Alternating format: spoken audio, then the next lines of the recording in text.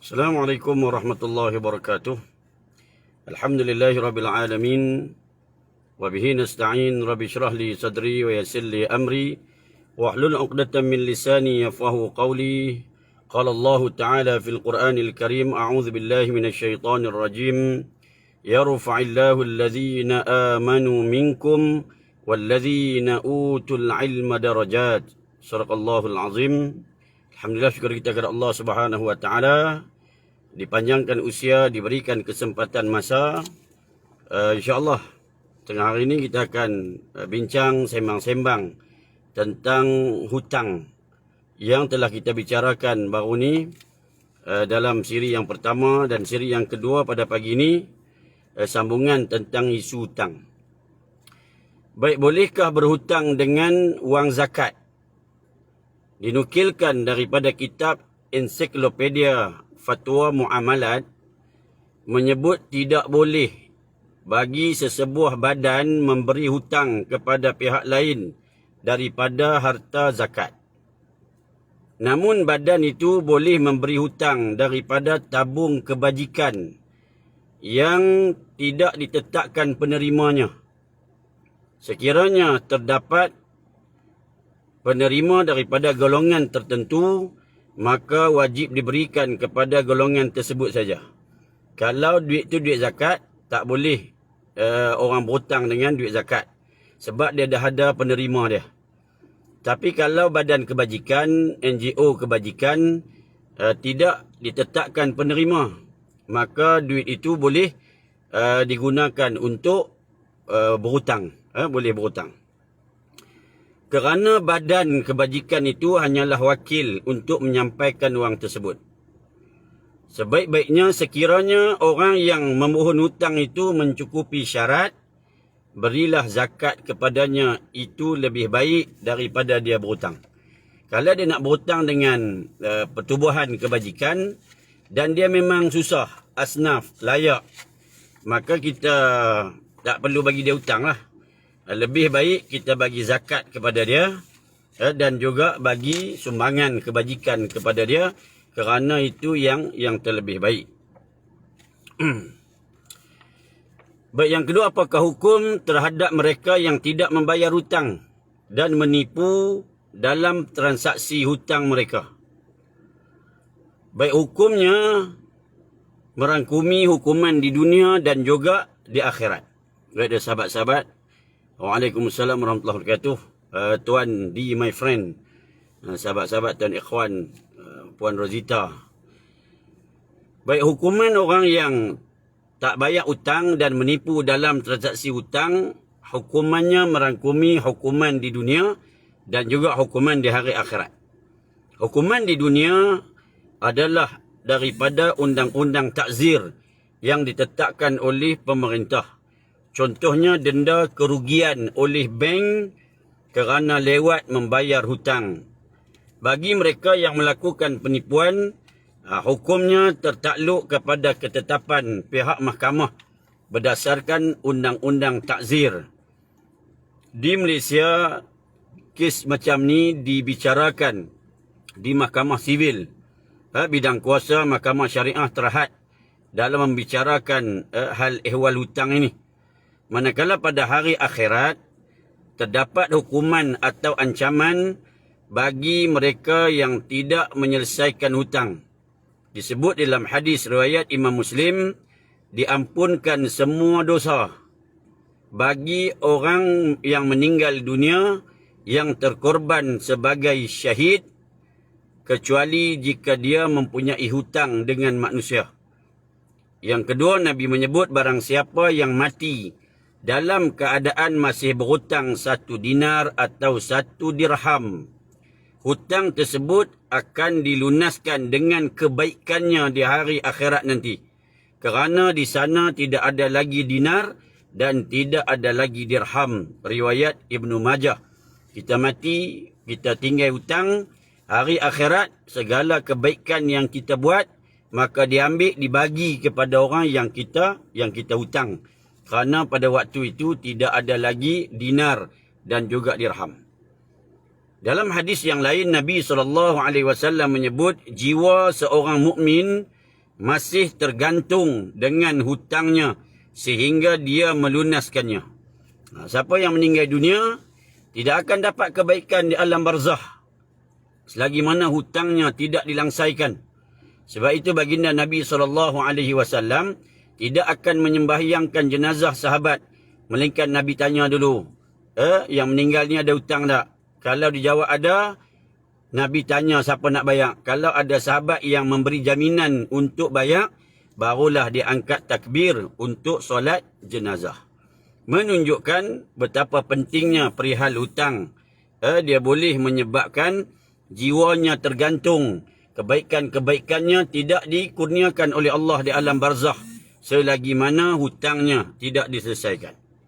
Allah Subhanahu wa taala menjanjikan balasan yang baik pada orang yang meninggal dunia dalam keadaan tidak ada sebarang hutang. Baik, dalam riwayat Bukhari disebutkan barang siapa yang meminjam harta orang lain dengan niat ingin mengembalikan pinjaman tersebut, Allah akan mengembalikan pinjaman tersebut. Allah pemudahkan urusan dia bayar hutang. Barang siapa yang meminjam dengan niat untuk merugikannya, yakni tak mau bayar hutang, Allah Subhanahu wa taala akan merugikannya dunia dan juga di hari akhirat. Ini jenayah berkaitan dengan hutang yang tak mau bayar. Pun satu masalah. Baik. Hukum berkaitan dengan diskaun hutang. Diskaun hutang. Contoh. Ahmad bagi hutang 10,000 dengan Ali. Dan dibagi tempoh 5 tahun. Namun belum sampai tempoh 5 tahun, Ahmad tuntut hutang dia. Hutang 5,000 dia tuntut. Maka tak sampai tempoh lagi dia minta dah. Dan dia bagi tahu dulu hutang 5,000 sebab tak sampai tempoh dia dah minta bayar 4,000 saja. 1,000 diskaun. 1,000 diskaun. Sebab dia minta awal patut 5 tahun. Baru hutang 3 tahun dia minta, tapi dia diskaun 1,000. Baki 1,000 tu dikira diskaun.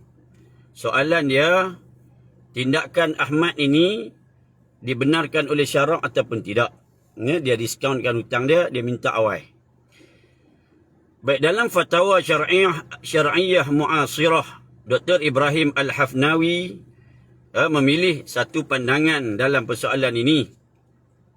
Ia adalah pandangan dalam mazhab Syafi'i, pandangan Ibnu Abbas dan Ibnu Sirin, dan selain daripada mereka bahawa muamalat sedemikian adalah halal. Hujahnya ketika Rasulullah menghalau Bani Nadir dari Madinah, sebahagian mereka datang kepada Rasulullah dan berkata, "Wahai Rasulullah, sesungguhnya engkau telah memerintahkan mereka keluar, sedangkan mereka mempunyai hutang ke atas orang lain yang belum tiba masa pembayaran." Nabi halau Yahudi Bani Nadir keluar daripada Madinah. Sebahagiannya dia ada hutang dengan orang Madinah. Dan tak sampai tempoh lagi untuk bayar, tapi dah dia dihalau keluar daripada Madinah. Lalu Nabi sebut, kurangkan nilai hutang dan percepatkan tarikh pembayaran. Pergi minta, kalau ada orang tu hutang, diskaun sebab dia bayar, dan kamu wajib kena keluar daripada bumi Madinah.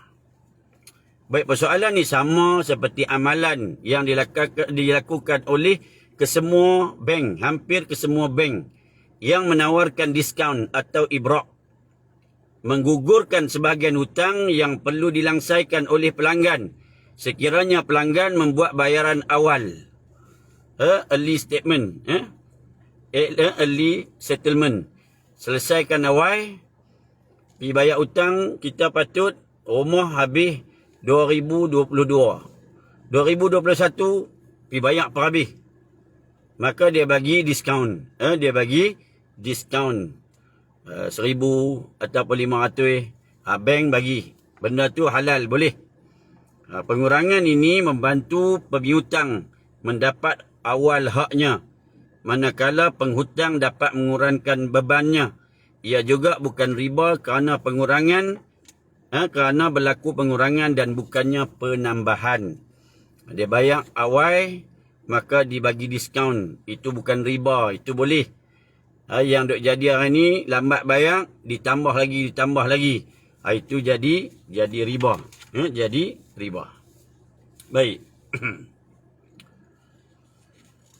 Ini berkaitan dengan isu hutang lah. Baik, satu lagi. Jual beli secara ansuran. Adakah dikira riba? Kerana wujud penambahan daripada harga sebenar. Contoh. A beli kapet, kalau tunai harga 200.